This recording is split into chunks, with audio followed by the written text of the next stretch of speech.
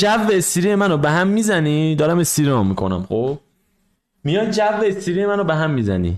این لینک دیسکورد من، پاشو بیا دیسکورد. اگه یه ذره تخم باباتی پاشو بیا دیسکورد. بلند شم. آره. برای چی؟ پاشو ببینم کجا.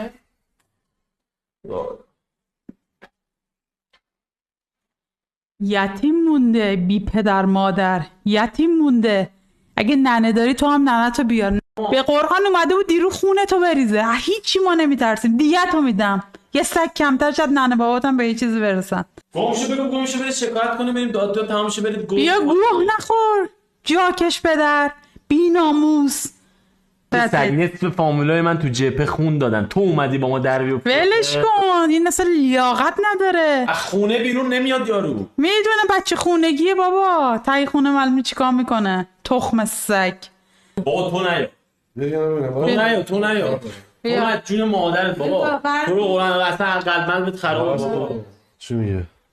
گو بابا جان من، بابا تو بی خیال شو. گو حرفش گو. بابا جون من، تو بیا برو تو. خیلی خوب. جون من کار دارم، میخوام برم. ننت مگه زیر آدم نخوابیده که این کارا رو میکنی؟ بچه پر رو درصد اندیشه است. بریم حروم زاده، میام اندیشه رو با خاک یکسان میکنم همونجا تو اندیشه چالت میکنم. بی پدر و مادر.